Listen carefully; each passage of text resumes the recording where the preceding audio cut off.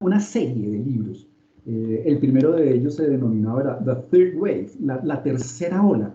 Él murió hace unos 2 o 3 años y en ese último periodo de su vida estuvo muy dedicado a lo que tenía que ver con educación. Y utiliza una frase que me llama mucho la atención y que normalmente la utilizo para arrancar mis presentaciones. Eh, Voy a traducirlo. Es importante manejar segunda lengua, pero pues no es una obligación. Aquí lo que se está planteando por parte del doctor Toffler es que el analfabetismo del siglo XXI no va a ser el analfabetismo tradicional de no saber leer y escribir. Es más, hoy ese analfabetismo base ya está más que superado, si no en la totalidad del mundo, en un porcentaje muy alto del mundo. Y en Colombia en particular, el analfabetismo estructural ya está superado. Si no es el 96, estamos por encima del 96% de la población que ya sabe leer y escribir. Hay otras implicaciones importantes, pero lo relevante es que en el siglo XXI, ya, ese analfabetismo no va a estar asociado a eso de leer y escribir, va a estar asociado a 3 elementos fundamentales. Por un lado, el analfabetismo estructural está asociado a esa incapacidad de aprender como primer elemento. Y una cosa súper importante, no solamente es aprender, es desaprender. Es fundamental que tengamos la habilidad para desaprender. Porque es que las velocidades del cambio que estamos viviendo son altísimas y lo vamos a ver dentro de un par de minutos. Entonces, no solamente es aprender, porque yo tengo que continuamente estar en procesos de desaprendizaje, porque lo que yo sabía ya no me sirve y lo tengo que reaprender, que es el tercer de los elementos. Yo tengo que aprender, desaprender y reaprender. Quien no tenga esa habilidad será considerado un analfabeta. El analfabetismo está en ese ámbito. Bien, ahora, como les decía, vamos a hablar de 2 grandes elementos a lo largo de esta exposición. Una es el concepto de reglamentación y el otro es el concepto de transformación digital. Ahí en pantalla tenemos en este momento un código QR. Si ustedes con sus celulares copian o siguen ese código QR, van a ir a parar a una página en internet que les va a permitir digitar al menos 4 palabras que describen el concepto de reglamentación. Les agradezco por favor que vayan haciendo esto. Es posible que varios de ustedes no tengan en este momento un lector de QR, por eso está el código allí. Se los voy a copiar en el chat. Entonces, permítanme. Voy a copiar en el chat, en nuestro chat, ese código. Aquí lo vamos. Están viendo cómo lo estoy tomando. Nos vamos a nuestra presentación. Y ahora es en nuestro chat. Veamos a ver. Aquí está. Miércoles. El chat de reuniones. Laura, no puedo copiar en el chat. Algo está ocurriendo. ¿Me ayudas? Doctor, si quiere me lo envía, yo lo copio. Ya te lo paso entonces. Pero te lo paso por WhatsApp. Sí. Mira, me gustaría poderlo activar. ¿Qué tengo que hacer? Ya voy resolviendo.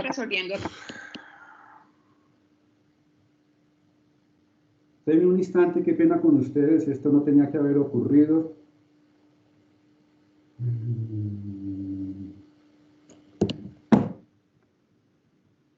Vamos aquí. Laura. Laura, te lo acabo de mandar a nuestro WhatsApp.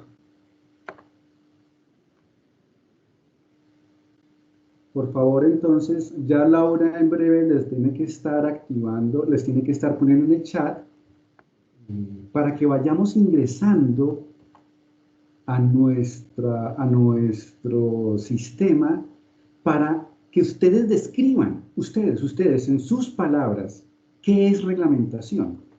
Esto ya está ocurriendo. Miren, vamos aquí a mirar qué es esto de la reglamentación, qué es lo que ustedes están escribiendo. Fíjense.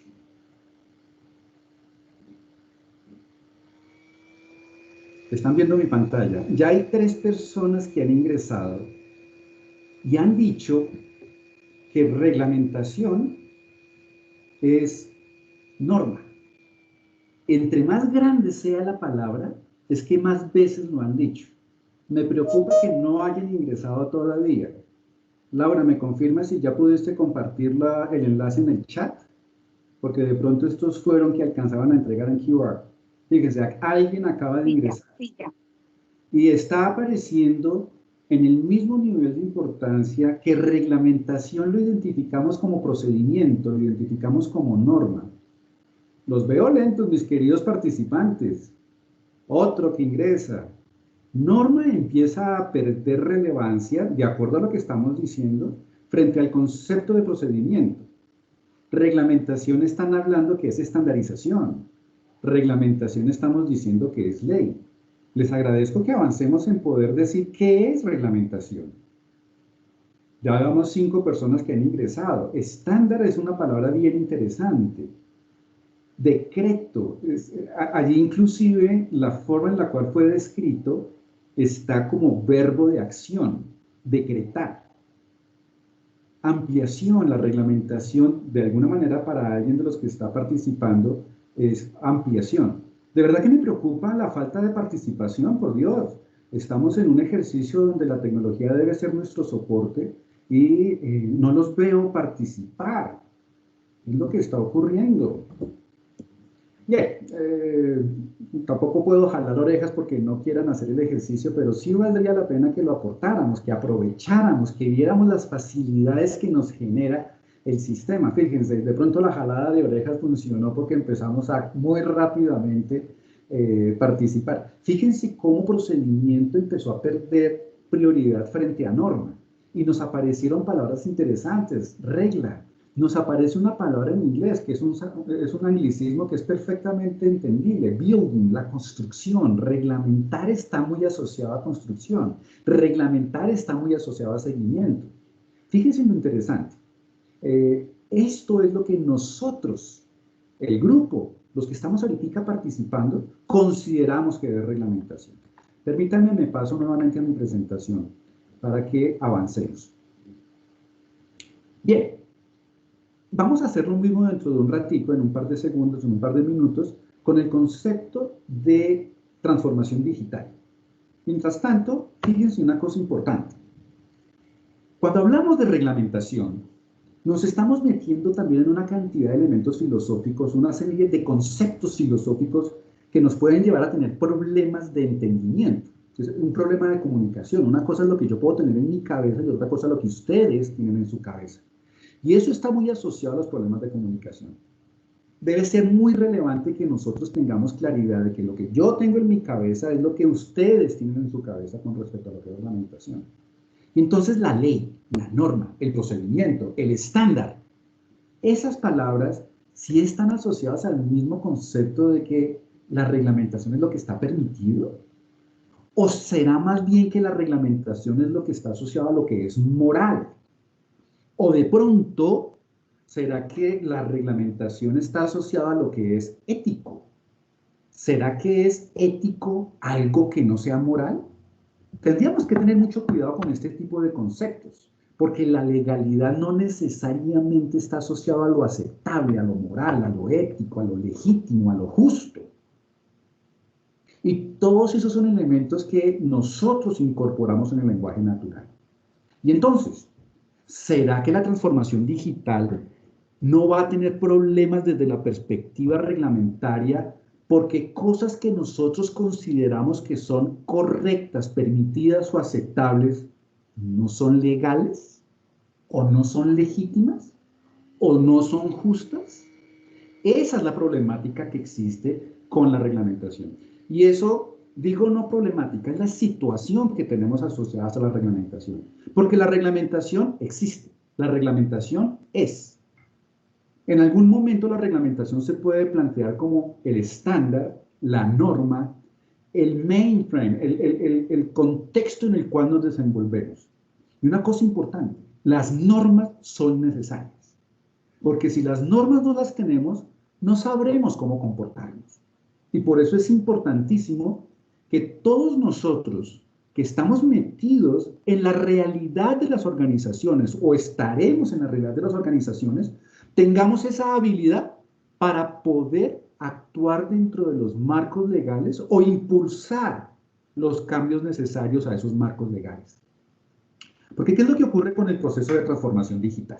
Y vamos a hacer nuevamente el ejercicio que estábamos viendo ahorita. Los que alcancen, por favor, copien el QR para que se vayan a la plataforma de Mentimeter y puedan digitar hasta 4 palabras. Pueden digitar las que quieran porque pueden repetir. Ahí hay 4 palabras, pero pueden volver a repetir, participar reiterativamente. Eso lo pueden hacer. Porque pues yo tengo de la perspectiva personal un concepto de transformación digital diferente y puedo tener muchas posibilidades de lo que es transformación digital, no solamente 4. Entonces vayan avanzando. Ya le copio a nuestra querida Laurita nuestro enlace para que no lo ponga en el chat. Entonces voy al WhatsApp que tenemos con Laura. Laura, te lo acabo de mandar. Veamos a ver si de pronto yo lo puedo poner. No, el chat de reuniones no me lo permite activar. Bueno, Laurita, por favor, ayúdame para que todos tengan acceso, ya sea por el QR, que lo tenían ya varios. Ahí está el QR, para que de pronto alguno más pueda incorporarlo. El enlace es el que está ahí en azul en pantalla. Ya está en el chat, espero que así sea por parte de Laura. Y vamos a ver qué es lo que están ustedes contestando. Este era el que teníamos de reglamentación. Ahora vámonos a ver qué decimos de transformación digital. Después ya 5 personas han participado y la transformación digital estamos viendo que corresponde a cambio. Cambios en la información, cambio. Miren lo interesante, transformación digital también le estamos asociando al concepto de reglamentación. Por favor, avancemos. Quiero ver más elementos. Transformación digital lo enganchamos también con el tema de tecnología, con el tema de innovación, con el tema de avance, con el tema de adaptabilidad. Miren que cuando uno hace este tipo de mapas, pueden ocurrir situaciones como las que vemos en este momento. Innovación como sujeto, como objeto, perdón, e innovar como verbo de acción. Esto no lo permite filtrar el sistema, pero es lo relevante de que, oiga, yo puedo expresar la misma idea de múltiples formas. Miren, transformación lo estamos asociando a cambio. Es el que más llama la atención de ustedes. Pero también, en una segunda instancia, dense cuenta, innovación es transformación, adaptabilidad es transformación, tecnología es transformación. Digitalizar también aparece allí con un nivel interesante. Pero dense cuenta que uno podría decir tecnología y digitalización son relativamente similares. Pero lo que es claro es que transformación lo estamos asociando al concepto de cambio. Que eso es fundamental que lo tengamos bastante claro. ¿Listos? Les agradezco mucho esa participación, bastante más activa en esta ocasión que en la anterior. De verdad que muchas gracias porque ya con esas 2 ideas podemos seguir avanzando y puedo adecuar mi discurso a lo que ustedes están planteando.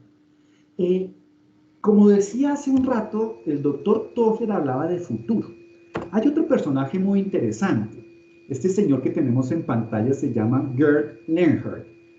Inclusive coincidencialmente estaba anoche hacia las 8 de la noche a través de Telefónica Conversations. Es un sistema muy interesante de webinars que tiene hace mucho tiempo y pues obviamente ahorita se impulsó muchísimo esta empresa española Telefónica y puso a hablar a este personaje, Gerd Leonhard, que es uno de los futurólogos vivos, de pronto más importantes del mundo en este momento, sobre qué debería estar pasando dada la coyuntura actual. Y muchas de las cosas que él hablaba estaban asociadas a esto que vamos a escuchar en un instante. Este video, ojalá lo alcancemos a escuchar sin problemas, un poco más de 3 minutos. Laurita, necesito que cuando lo arranque me indiques por el WhatsApp si se está escuchando correctamente. Arranco. Once upon a time, business as usual was often good enough. No more. Where we are going, good enough is dead. In a world where everything is connected, where everything is equally excellent, where performance is reaching perfection, there's only one space left to innovate in: you.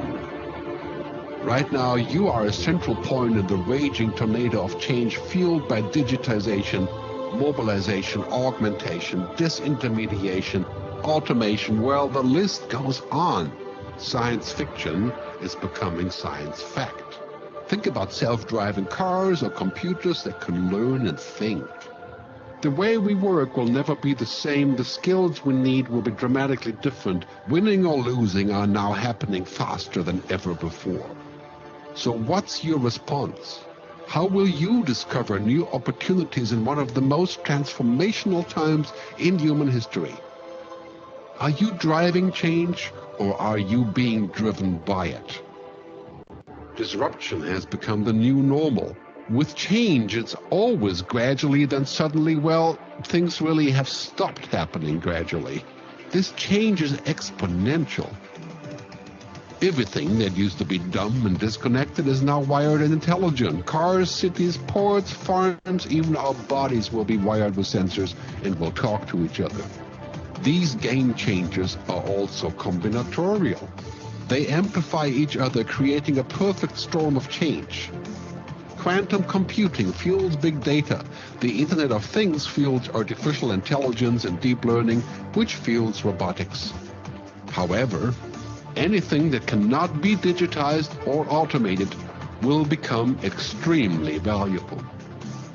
Human-only traits such as creativity, imagination, intuition, emotion, and ethics will be even more important in the future, because machines are very good at simulating, but not at being. Yes, robots and software will do some of our work, but this will allow us to focus on things that cannot be automated. To imagine change squared, you've got to start engaging more with what might be, not just with what is. Immerse yourself in the immediate future, 5 to 7 years out from today. We need to go beyond technology and data to reach human insights and wisdom. Technology represents the how of change, but humans represent the why. The future is about holistic business models. The opportunity is to be liquid, to learn just in time, not just in case, not single improvements, but complete transformations, not individual systems, but new ecosystems. Humanity is where true and lasting value is created. We will engage, relate, and buy things because of the experiences they provide, because of their transformative power. The future doesn't just happen. The future gets happened. The new way to work is to embrace technology, but not to become it. The future is in technology, yet the bigger future lies in transcending it. Let's live and lead from here. Fíjense lo importante de lo que el Dr. Leonhardt nos está proponiendo. El futuro, para comenzar, no es el que viene, es ya. Primera cosa importante que nos plantea el Dr. Leonhardt. Otro elemento clave del video, yo les voy a dejar la presentación para que la puedan distribuir y la puedan revisar con tranquilidad. Otro elemento importante de lo que es el cambio, lo que es el futuro, lo que es el uso de la tecnología, es que el futuro reposa en la tecnología, clarísimo. Pero lo más relevante es trascender la tecnología. Y el proceso de trascender la tecnología es una responsabilidad, como lo dice el Dr. Leonhardt en inglés, of the humanity. Porque es que el human being, el comportamiento humano, es algo que las máquinas no van a poder lograr replicar en muchísimos años. Y no lo dice Diego Cardona, no, no, lo dicen una gran cantidad de expertos en el uso de tecnología, porque es que las competencias blandas que nosotros los humanos podemos desarrollar, las competencias sociales que nosotros los humanos podemos desarrollar, nos van a permitir que en el futuro, en el hoy, la relación entre los humanos y las máquinas no sea de una confrontación, sino que sean las máquinas las que soporten al humano para trascender, para ser cada vez mejores. Eso es lo bonito de lo que está haciendo el uso de la tecnología. Y el uso de la tecnología es básicamente el elemento transformacional, es el cambio. Y la transformación digital implica que las actividades que desarrollábamos normalmente las podamos manejar de una manera sistematizada, automatizada, digitalizada. Pero más importante que lo que hacíamos digitalizarlo, repensemos todo lo que hacíamos a la luz de la digitalización. Miren la coyuntura en la que nos encontramos hoy y mucha gente tuvo que dictar sus clases presenciales normales a través de plataforma tecnológica. Hicieron unos ejercicios que vale la pena impulsar y es que cogieron sus materiales, los subieron en la plataforma o empezaron a realizar sus clases aprovechando los chats o este tipo de herramientas. Pero es que el proceso de transformación digital del sector de la educación superior trasciende el simple proceso de digitalizar el trámite estándar que estamos haciendo. Y tenemos que repensar de base todo el ejercicio, aprovechando las herramientas tecnológicas. Miren lo que está pasando también. Hay otro personaje muy importante que espero varios de ustedes lo conozcan. Este señor se llama Klaus Schwab. El doctor Schwab es el presidente del Foro Económico Mundial. Fue el creador del Foro Económico Mundial hace unos 30 años más o menos, que hoy por hoy tiene una altísima relevancia en todo el proceso económico a nivel mundial. Los grandes pensadores, los presidentes de las potencias asisten en el mes de febrero todos los años al encuentro del Foro Económico Mundial. Esto que van a ver ahorita en 3, 4 minutos es una mezcla de lo que dijo en la década de los 70 el doctor Alvin Toffler, que vimos al inicio, y lo que está diciendo el doctor Schwab en este instante. La primera referencia que existe al respecto de lo que parece que todo el mundo identifica como cuarta revolución industrial, la hizo el doctor Schwab en el 2016, publicado en el 2017, hace menos de 3 años. Ahora, ¿qué es lo que ocurre? Si estamos en una cuarta revolución industrial, significa que hubo 3 previas. Pero Schwab no plantea sus revoluciones a partir del inicio de la humanidad, sino que lo hace a partir de lo que es las revoluciones industriales por la existencia de las máquinas. Alvin Toffler sí hace un ejercicio muy interesante cuando escribió en la década de los 70 y publicó en 1980 el texto La Tercera Ola. Si Toffler en los 70, finalizando los 70, principio del 80, hablaba de 3 olas, significaba que hubo 2 previas, que son estas.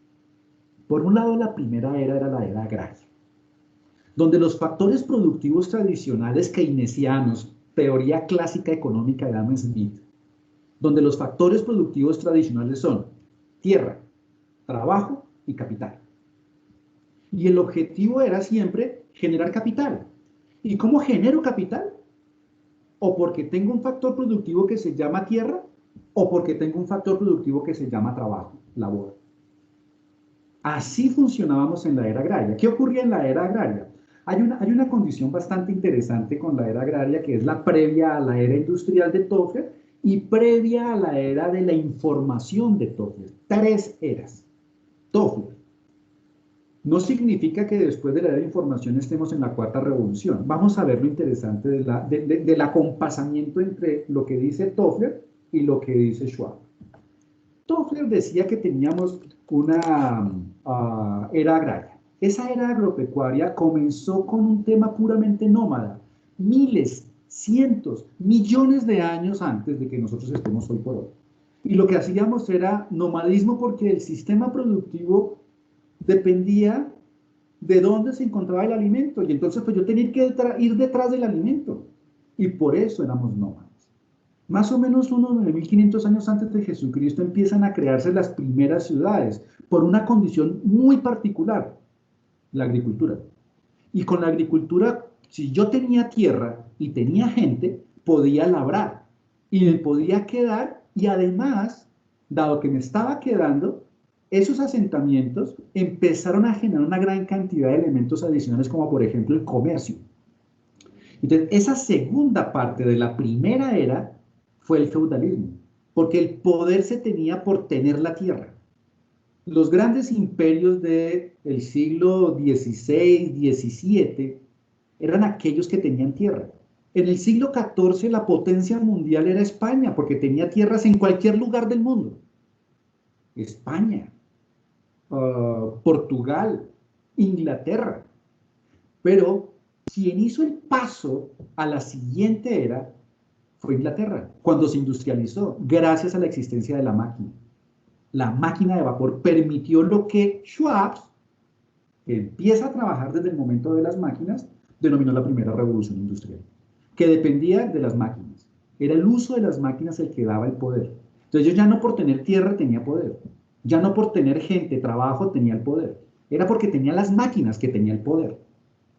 Hay un shift en la ola industrial de Toffler, que nuestro querido amigo Schwab define como la segunda revolución industrial. Y es que empezamos a trabajar en producción en masa. Y eso se da más o menos hacia 1910, antes de la Primera Guerra Mundial, cuando un señor muy conocido, Ford, se inventó una cosa que se denominaba producción en masa, producción en línea.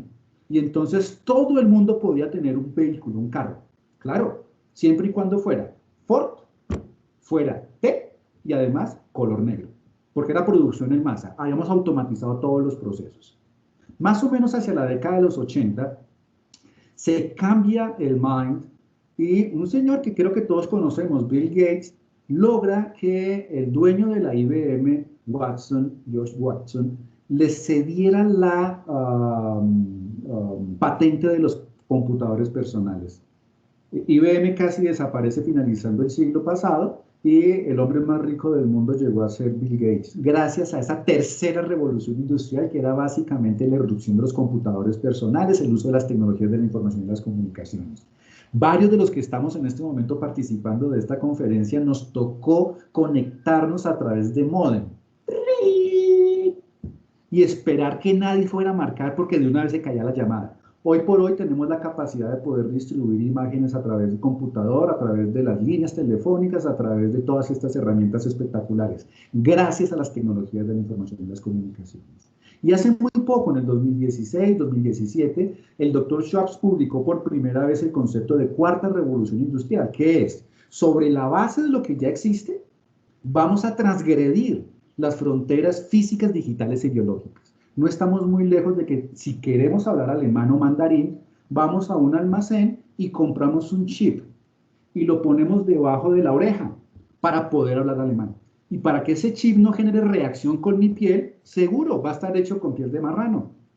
Porque es que los marranos tienen una piel que es muy, pero muy compatible con nuestra piel.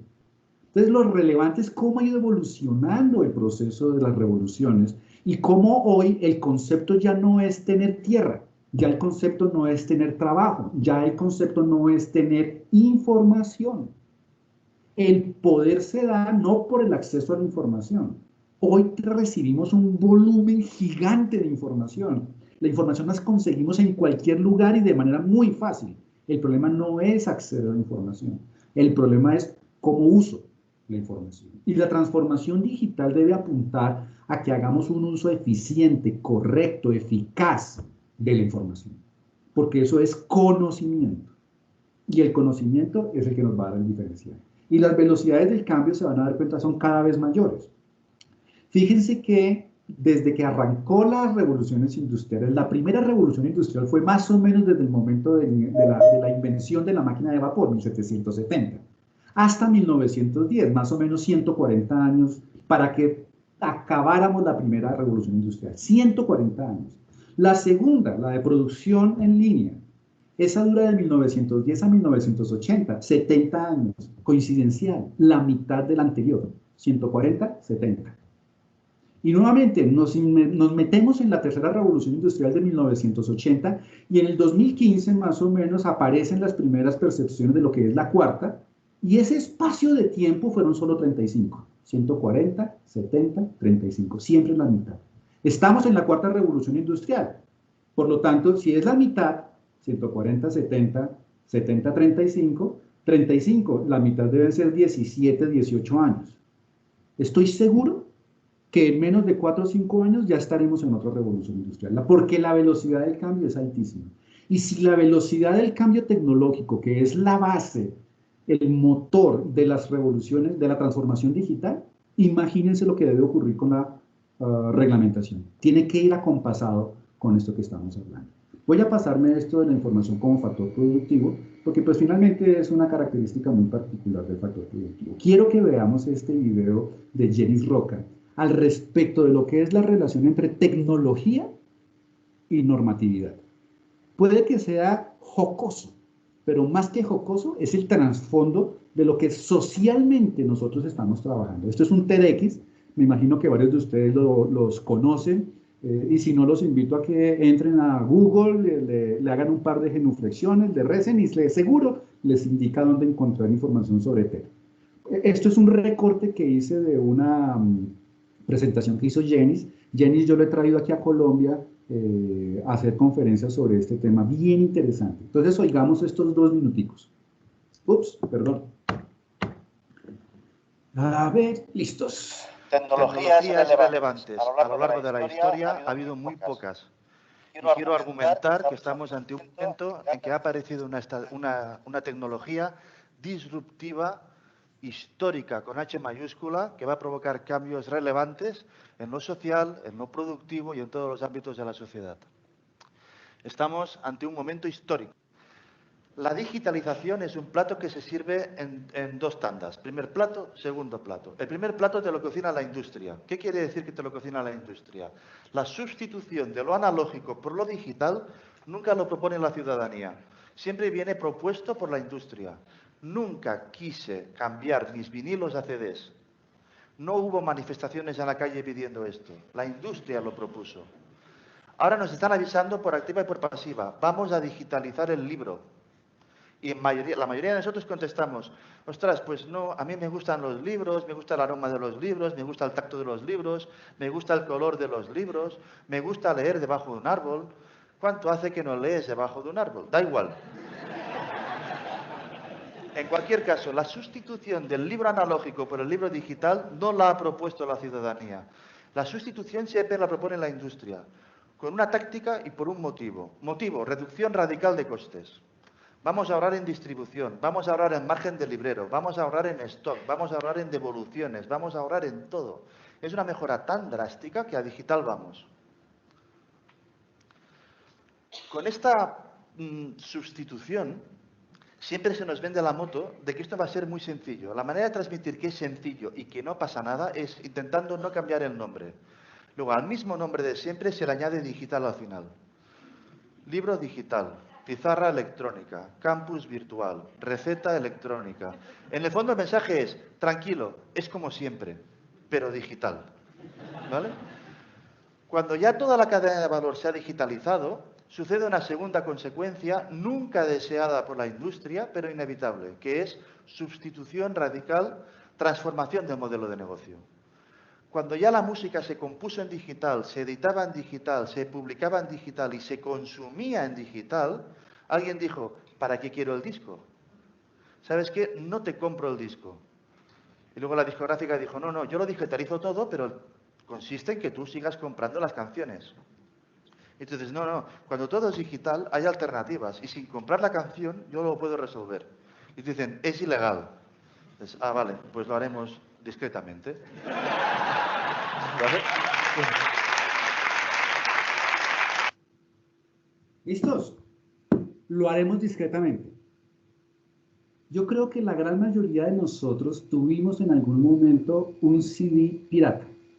Y no nos debería dar vergüenza decir que tuvimos CD piratas.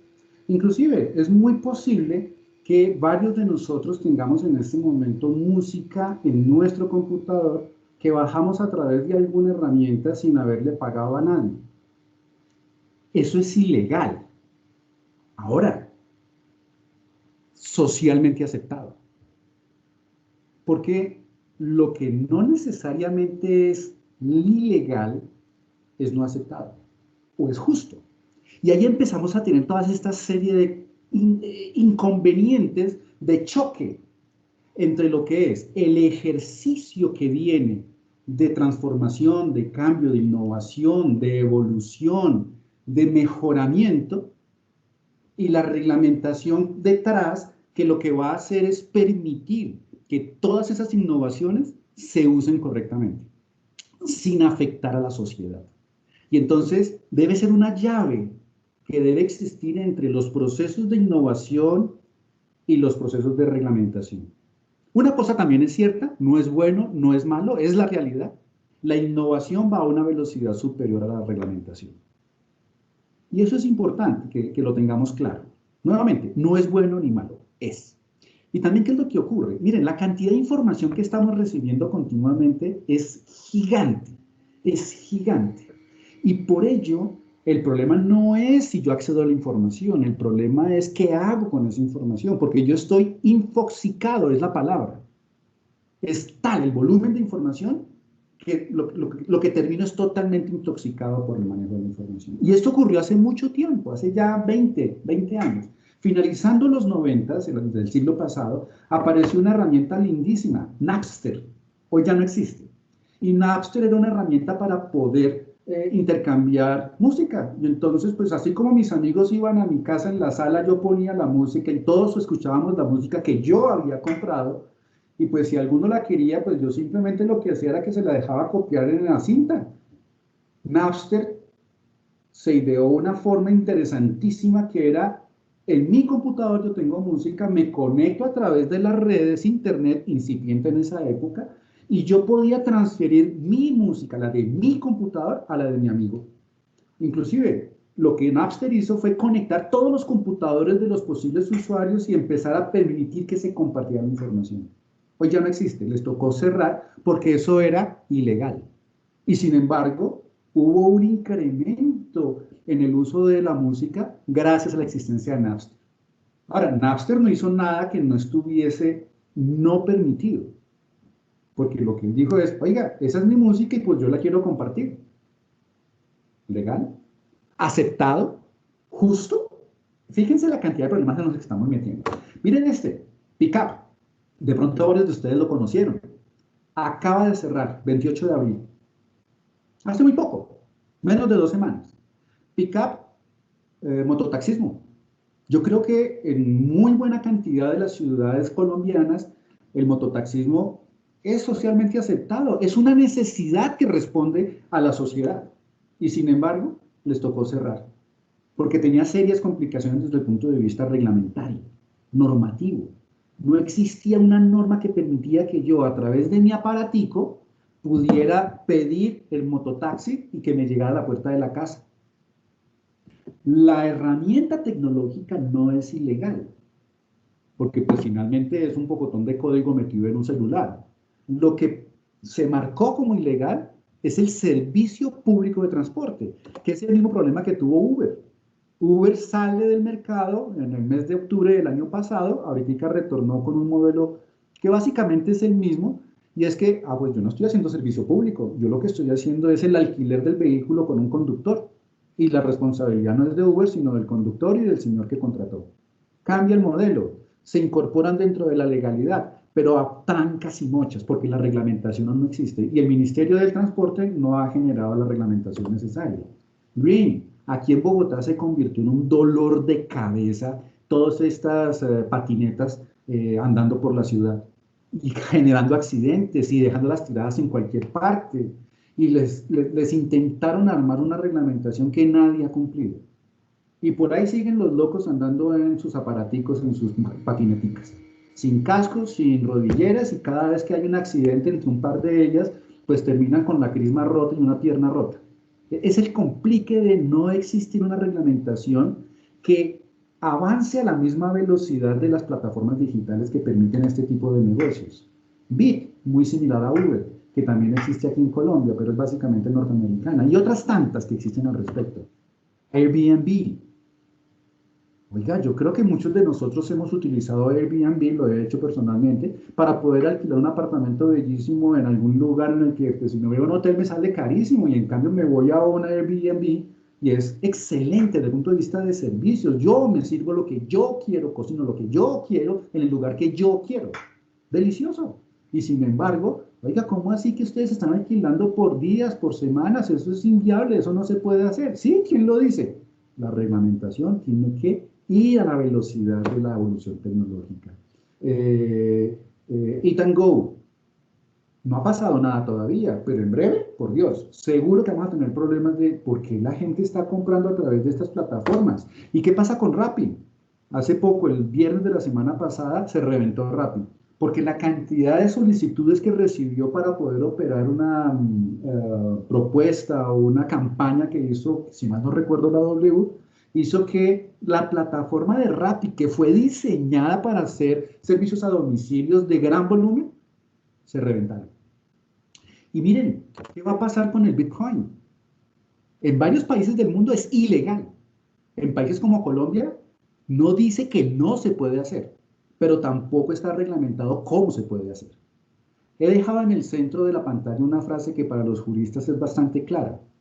Nullum crimen, nulla ponen sine previa lege. Si no hay crimen y no hay ley previa, no hay ningún problema. Es decir, yo puedo hacer todo aquello que no está estrictamente prohibido por la ley. Y hay que tener muchísimo cuidado con lo que yo acabo de decir. Yo no soy abogado, ustedes se están formando para ser abogados. Y es importante que tengan en cuenta eso. Bueno, bien. ¿Qué pasa con la reglamentación? Porque también, no, entonces hagamos normas. Este datico me sonó muy interesante. Colombia tiene casi 6 millones, 5.947.000 normas. En el 2017, Rodolfo Valerio Borrás lo presentó en un encuentro internacional. 6 millones, eso pues no dice mucho, serán muchas, pocas, ¿qué? Cójanse de atrás. Suiza tiene 30 normas. Colombia, 6 millones de normas. ¿Será que tenemos muchas normas? ¿Será que tenemos que generar más normas para poder controlar todo este proceso de evolución tecnológica que estamos manejando? Fíjense, Colombia en su constitución tiene 380 artículos, la constitución suiza 197, la constitución de Corea del Sur 130, la constitución norteamericana 7. Y fíjense que Corea del Sur es uno de los países más avanzados tecnológicamente, 130 mientras Estados Unidos 7. O sea, el volumen de normas no necesariamente dice si son buenas o malas. Hay que tener mucho cuidado con la reglamentación y la generación de normas. ¿Cuántos de esos 6 millones de normas que existen en Colombia hoy son válidas o fueron aplicables? Allá han hecho varios estudios interesantes, el Ministerio del Interior y el Ministerio de Justicia en conjunto generaron un observatorio que ustedes pueden encontrar en internet, que lo que hace es evaluar ese volumen de información. Entonces, lo que ocurre es que tenemos un volumen de información monumental, y nos lleva a que tengamos un desafío de atención, y es ¿cómo se llama? Un reto, es un desafío podernos aterrizar en qué es lo relevante, qué es lo que realmente voy a utilizar. Fíjense, voy a utilizar John Renals, por ahí está, ¿cierto? John. Activa, por favor, tu cámara. John, no te estamos escuchando muy bien.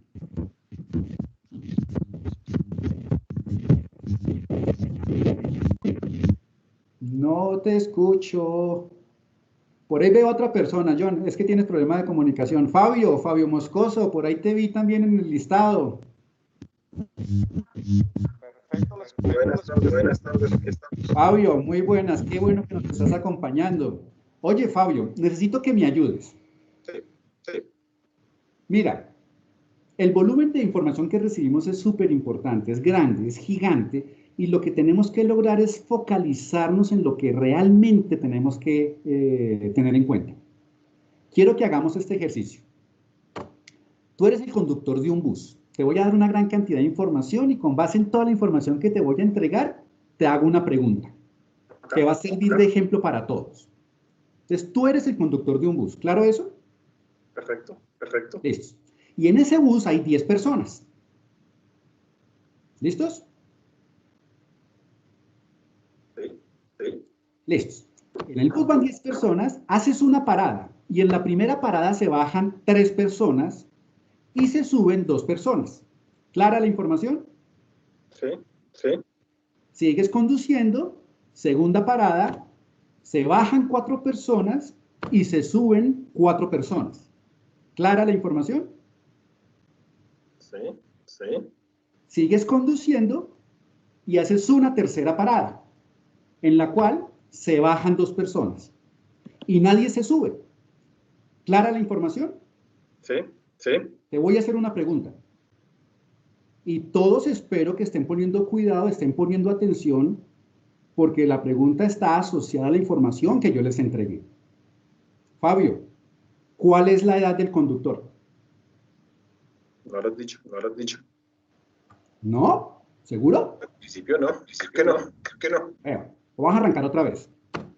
Supongamos que tú conduces un bus con 10 pasajeros. ¿No comencé así?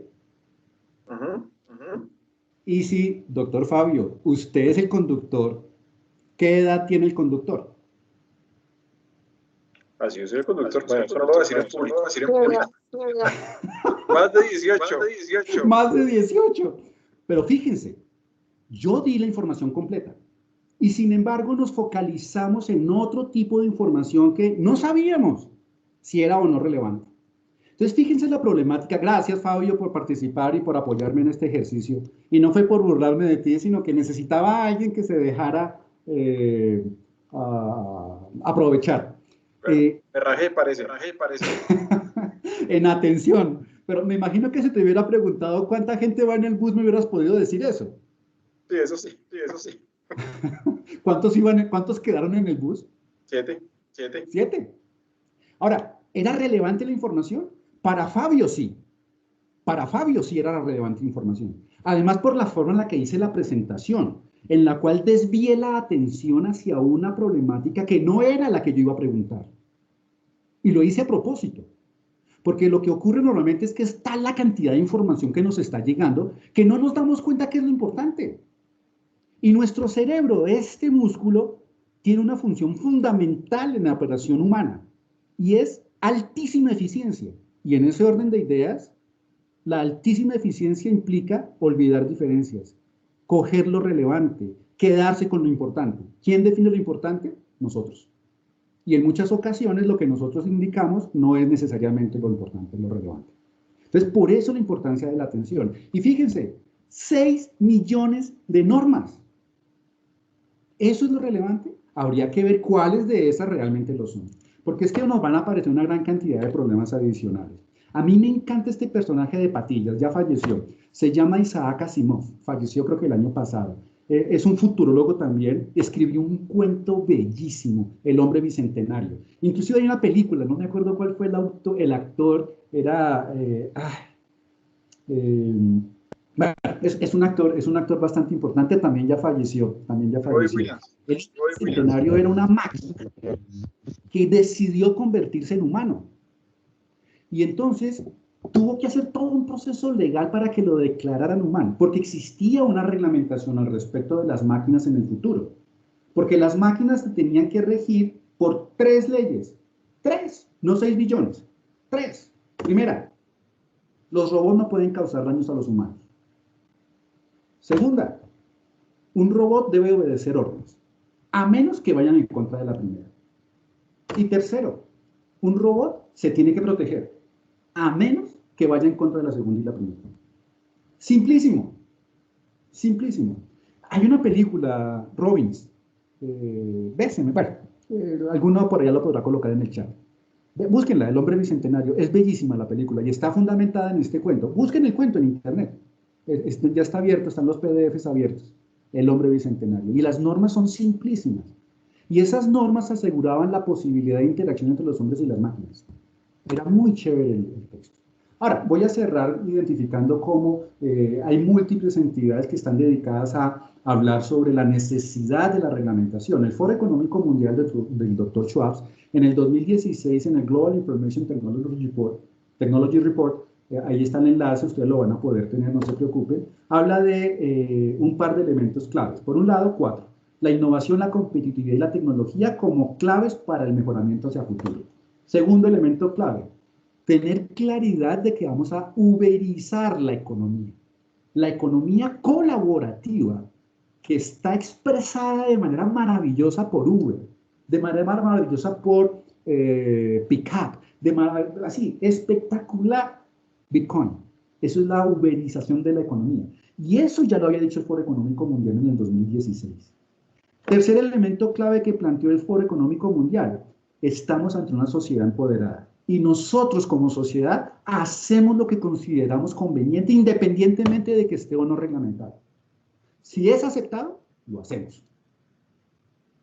Porque tenemos unas normas básicas, morales. Uy, ahí me metí en otro enredo, mejor ni sigo por ese lado. Y el último de los elementos claves que está asociados por el Foro Económico Mundial es la reglamentación ágil para responder a los procesos de innovación que se están dando. Entonces, eso no es que Diego Cardona lo diga. Eso es que Foro Económico Mundial lo dijo en el 2016. Otro elemento interesante, OECD. El año pasado nos aceptaron en la OECD. Ya no somos un país pobre, nosotros somos un país que está en el club de los ricos. Y es cierto, nosotros somos una economía cuyo desempeño es infinitamente superior a la de la gran mayoría de las economías del mundo. Y la OECD plantea también una serie de elementos importantes, 5 si mal no recuerdo. 6. Por un lado, que tenemos que hacer adopción de tecnología. Recomendaciones que nos hicieron el año pasado cuando teníamos ya el ingreso asegurado. Nosotros estamos en el club de los ricos. ¿Qué tenemos que mejorar? Claro, estamos en el club de los ricos, pero bastante por debajo de todos ellos. Muy por encima del resto de las economías. Muy por encima del resto de las economías. Entonces, ¿qué nos recomendaron? Adoptar tecnología digital. Mejorar la conectividad. Tenemos que hacer promoción de la innovación digital. Es importantísimo que todos tengamos conciencia de que tenemos que innovar digitalmente. Hay que hacer una gran cantidad de ejercicios para que se generen oportunidades de transformación digital. Tenemos que mejorar muchísimo en lo que son las competencias de economía digital. Los invito a que revisen en el Foro Económico Mundial el indicador de competitividad. Y ahí nos va bastante mal en lo que son competencias digitales. Y por último, y relacionado con lo que estamos hablando acá, una estrategia digital. Es importantísimo que el gobierno genere una estrategia digital. La ministra que salió la semana pasada de tecnologías estaba armando y alcanzó a lanzar la estrategia digital colombiana. Esto fue en el 2019 que se presentó y la ministra Constaín lo alcanzó a dejar listos para aprobación. Normas, reglamentaciones, simples. Fíjese también otra cosa importante, ya no a nivel internacional, sino aquí, la ANDI. La ANDI en el 2018 sacó un informe sobre las dificultades que existen para innovar. Y por un lado, habló de que tenemos problemas con nuestra cultura organizacional. No estamos como organizaciones acostumbrados a innovar. Tenemos problemas de capacidades internas, desconocimientos, habilidades que no están desarrolladas y que es importante que vayamos desarrollando. Hay problemitas de recursos financieros y eso nos lo dice también el indicador de competitividad que utiliza el Foro Económico Mundial. Hay que mejorar el mercado en el cual estamos trabajando, no tenemos que pensar local sino global y ahorita con el problema que se nos vino encima con el COVID, esos procesos de globalización se van a ver seriamente restringidos.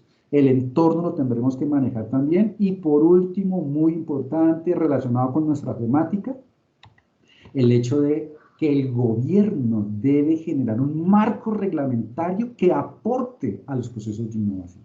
Entonces no lo estoy diciendo yo, lo dice el Foro Económico Mundial, lo dice la ANDI, lo dicen todos aquellos entornos de tendencia que implican, señores, es importantísimo subirnos al bus de las revoluciones sin olvidar que de la mano tenemos que llevar a la reglamentación. De verdad que muchísimas gracias. Voy a cerrar con estos dilemas éticos. ¿Qué haremos cuando trascienda la vida? Es decir, ya no vamos a morir. ¿Seguro? ¿Qué va a ocurrir? ¿Cómo vamos a manejar eso? Reglamentación. la automatización laboral, la cantidad de empleos que van a desaparecer en 5, 6, 10 años es incalculable. ¿Qué vamos a hacer? Reglamentación. Y algo simplísimo, los vehículos autónomos. Un vehículo autónomo tiene que verse en la necesidad de o atropellar, ni nada más que hacer, o atropellar a un niño o atropellar a una persona mayor. ¿Qué hace? Reglamentación. De verdad que muchísimas gracias. Espero que haya sido de su interés.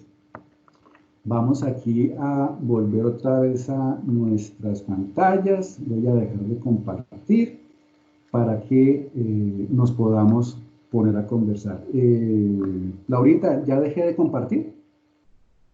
Así es, doctor. Bueno, aquí ¿será que ya puedo ver el chat? No, no me está dejando ver el chat. Si hay alguna pregunta, pues estoy en total disposición de responder. Si no, no se preocupen, la presentación va a quedar en sus manos. Yo se la voy a hacer llegar a los organizadores para que la distribuyan entre ustedes. Y obviamente, si hay alguna inquietud, aquí estoy dispuesto. Laurita, ¿tú ves algo en el chat? Hasta ahora no hay preguntas. Le dieron un comentario y es que hay otra película que se llama Yo Robot, protagonizada por Will Smith, que también se basa en esas leyes. Sí, la de Yo Robot es más nueva, esta de Robbins, bueno, se me va el nombre del actor. Sí, sí. Robin Williams. Robin Williams, sí señores, él era. Bueno, pues si no tenemos dudas, espero que haya sido porque todo quedó muy claro y que no porque fue tan complicado que nadie entendió nada de lo que dije. Espero que no haya sido esa la opción. Doctor, muchísimas gracias por habernos acompañado y a todos los asistentes también. Quedamos entonces a la espera de compartir la presentación que se utilizó. Muchísimas gracias, doctor Diego. Bueno, no sé si Arturo quiere decir alguna cosa antes de que cerremos. Diego, es un gusto verte y haberte escuchado. Las enseñanzas que has transmitido son valiosas y ese es el camino que vamos a seguir en el Departamento de Derecho y Ciencias Políticas, porque creo que el abogado del siglo XXI, como tú lo dijiste, tiene un perfil totalmente diferente y tenemos que empujar a los estudiantes a que ese perfil se pueda cumplir. Eso es cierto, tenemos que pensar que no solamente el área tecnológica evoluciona, el área normativa tiene que ir de la mano con la innovación, es fundamental y eso implica que tengamos un cambio de mentalidad. Miren, y pensemos en una cosa importante, no hay problemas, hay situaciones, hay condiciones. Entonces, que tengamos 6 millones de normas, ¿será que eso es bueno o malo? Miren, eso no es ni bueno ni malo, esa es la realidad. Y dado que esa es la realidad, enfrentémosla, asumámosla y busquemos alternativas viables frente a esa realidad. Oiga, que no se ha generado la reglamentación para la economía colaborativa. No lo pensemos como algo malo, pensémoslo como la situación, como la realidad. Y dado que esa es la realidad, y dado que va a haber evolución, ¿qué tenemos que hacer para poder aprovechar esa evolución, esa innovación, esa transformación digital? Piénsenlo así.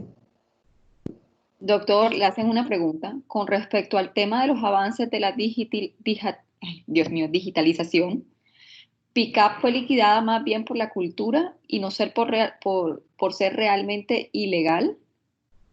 El ministerio, no, la Superintendencia de Transporte la declaró ilegal y por eso tuvieron que cerrar operaciones ahorita el 28 de abril. Pero ellos no iban a cerrar. Y es más, desde el punto de vista negocio, desde el punto de vista de operación, eran muy exitosos, muy exitosos. Una nueva pregunta. ¿Cómo se pueden implementar todas las normas a favor de una economía digital sin afectar los mercados tradicionales? Es que no tenemos que pensar en mercados tradicionales. Los mercados tradicionales deben evolucionar al ritmo de la tecnología. ¿Y eso qué implica? Que la reglamentación debería ser, como lo acabas de leer, interpretada a la luz de la nueva realidad. Mire, nosotros ingresamos al COVID hace ya, yo me acuerdo mucho aquí en Bogotá, fue el viernes 20 de marzo. O sea, ya marzo, abril, a mayo. Ya vamos para 3 meses que ingresamos a todo este problema del COVID. No vamos a volver a la normalidad. Vamos a retornar a un nuevo normal. Y eso implica cambio en las reglas sociales, por un lado, y adicionalmente un cambio en las reglas de mercado. ¿Ustedes creen que la gente ahorita, cuando dejen posibilidad de arrancar, se va a subir en un avión para irse a Walt Disney a ver los muñequitos en Miami o en Los Ángeles o en Singapur? Seguro que no, porque el modelo mental de nosotros en este momento seguro va a cambiar. Y esa afectación tan simple que estoy mencionando en este momento, seguro va a afectar a otros múltiples espacios. Miren, la subida en el bus, eso va a cambiar. Las clases, nosotros en nuestro sistema operativo de educación, la cantidad de estudiantes en los salones va a cambiar. Todo eso va a cambiar. Entonces los mercados tradicionales se tienen que repensar. Se van a repensar. Es así de simple. Y la reglamentación lo que tiene que buscar es que desde la perspectiva ética no afecte a los individuos, posiblemente sí, a la sociedad. Yo tengo que poner el bien común por encima del bien individual. Una última pregunta. Pero, gracias. Disculpe, pero doctor, yo tengo una pregunta. Estamos sabiendo que ahora mismo Colombia se está quedando sin recursos, claramente, pero no quieren invertir en lo que es la tecnología y los nuevos medios que usted está hablando de reglamentación digital. Realmente no quieren invertir en eso. Y entonces, ¿cómo haremos nosotros si ellos no invierten en los recursos y de pronto las empresas que quieren surgir con ese tipo de temas no las dejan avanzar?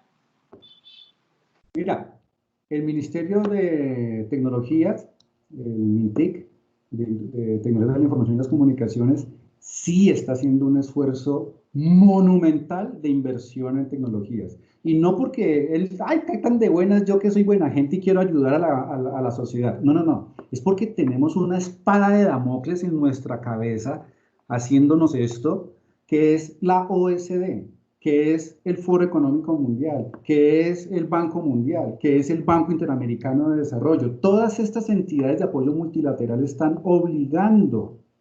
Ellos dicen que recomiendan, pero están obligando a que se hagan inversiones para apoyar la transformación digital. Y los recursos ingentes que está incorporando el gobierno para apoyar estos procesos son muy importantes. Ahora bien, ¿será que son superiores a los que estamos incorporando en educación? Y la respuesta es no. El rubro más grande que tiene el presupuesto nacional desde hace 4 años es educación. No tecnología, educación, que inclusive es más importante. Más importante. Y una cosa que también es bellísimo que podemos mirar a lo largo de los últimos 6, 7 años es que el rubro dedicado a la guerra respecto al volumen total del presupuesto nacional ha disminuido sustancialmente. Se están haciendo unos esfuerzos muy importantes por parte del gobierno y por parte del sector privado para poder mantenernos en la cresta del uso tecnológico. Y no lo digo yo, revisen el indicador de Technology Readiness, se llama, del Foro Económico Mundial, y Colombia está en el 30% superior de la distribución. O sea, nosotros estamos bastante bien. ¿Estamos mejor que Dinamarca? Obvio, la respuesta es no. ¿Estamos mejor que Singapur? Obvio, la respuesta es no. ¿Estamos mejor que Tumbuctú? Seguro que sí. O sea, nosotros estamos en el 30% superior de la distribución, con lo cual uno puede decir, oiga, nos está yendo bien. Nos está yendo no bien, bastante bien. Bastante bien. En Latinoamérica, nosotros estamos dentro de los 17 países, somos el tercero. Entonces, sí se está haciendo un ejercicio importante. Cuando, acostúmbrense, cuando intentemos hacer observaciones, comentarios, basémonos en datos y hechos verificables. Una cosa importante es que nosotros como investigadores partimos de una percepción. Oiga, yo creería esto. Entonces, una percepción que puede estar generalizada es, uy, pucha, estamos re mal en tecnología. Porque sí, estaba leyendo esta mañana coincidencialmente un artículo en El Espectador. ¿Cuántos hogares en el área rural tienen computador? 9.4%. Menos del 10% de los hogares en el sector rural en Colombia, dato del DANE, tienen acceso a computadores. Oiga, pero Diego, usted acaba de decir que nos ha ido súper bien en el uso de tecnología en este país. Sí. Y sin embargo, hay muchísimo por mejorar. Y el otro dato que estaba allí era que poco menos del 50%, el 47% de los hogares en los sectores urbanos, es decir, en las ciudades, 47% tenían computador. O sea, la mitad. Yo creo que la gran mayoría de los que estamos en este momento conectados, si no la totalidad, tenemos computador en casa. Pero el 50%, el 53% de nuestra sociedad en las ciudades no tiene computador en casa. Imagínense el problema. Esta mañana estaba escuchando un webinar sobre lo que ha sido el proceso de innovación en el sector de la educación superior. Y uno de los conferencistas era el director de EADE, que es una escuela de española muy prestigiosa de negocios. Ay, se me ahorita el nombre del personaje. Casi me muero de la risa cuando el tipo dijo, primero, tengo 12 hijos. Yo me cogí la cabeza cuando dijo, tengo 12 hijos. Seguramente debe tener algún tipo de religión que no le permite la planificación familiar, no tengo ninguna otra explicación, o tiene todo el dinero del mundo. Y él decía, uno de los problemas que tengo es que no tengo suficientes computadores en casa para atender a mi familia. Si eso lo tiene un personaje que es adinerado, en una economía como la española, que está bastante bien, muy por encima de nosotros, ¿qué decir de lo que está pasando en Colombia? ¿O qué decir de lo que está pasando en Bolivia? ¿O de lo que está pasando en Venezuela? ¿O de lo que está pasando en Guyana? Por colocar ejemplos cercanos. República Dominicana o Haití. Nosotros estamos bastante bien. A pesar de que tenemos que mejorar muchísimo. Pero doctor, creo que mi pregunta no iba exactamente dirigida acerca de la tecnología que nosotros tenemos aquí, sino más bien a la producción de tecnología que nosotros tenemos aquí en Colombia. Nosotros realmente somos un país bastante agrícola. No Disculpe, no tenemos le que escucho. producir tecnología. Los grandes centros de innovación no tienen por qué estar aquí. Una cosa es invención y otra cosa es innovación. La innovación lo que hace es aquello que ya existe, apliquémoslo para beneficiar a la comunidad. Tenemos que innovar, no tenemos que inventar. Dejémosle la invención, esa tarea, a aquellos que tienen recursos para poderla realizar. Preocupémonos de la invención, es decir, de lograr aplicar esas cosas nuevas que ya se han hecho para beneficiar a la comunidad. Entonces, de verdad, ¿para qué nos ponemos nosotros aquí a buscar nuevas tecnologías? Dejémoselo a otros que lo hagan, que tienen mayores capacidades. Nosotros dediquémonos a aquello que ya existe, aprovechémoslo, usémoslo. Eso tiene también una serie de reglamentaciones detrás complicadas. Y más en un país donde no alcanzamos al 0.5% del PIB invertido en innovación. Eso es una realidad, no lo veamos como algo malo. Esa es la realidad. Entonces, con esa realidad, actuemos. No inventemos. Innovemos. Sutil diferencia. Muchísimas gracias. Gracias a todos los asistentes. A ustedes por escucharme. Y ya les llegará la presentación para que la puedan aprovechar. Ahí también estarán mis datos de contacto por si necesitan de alguna forma que los ayude o que crean que puedo serles útil en alguna cosa. De verdad que muchísimas gracias, Laura, a ti por la paciencia y que tengan una muy buena tarde. Igualmente, doctor. Hasta luego a todos los asistentes.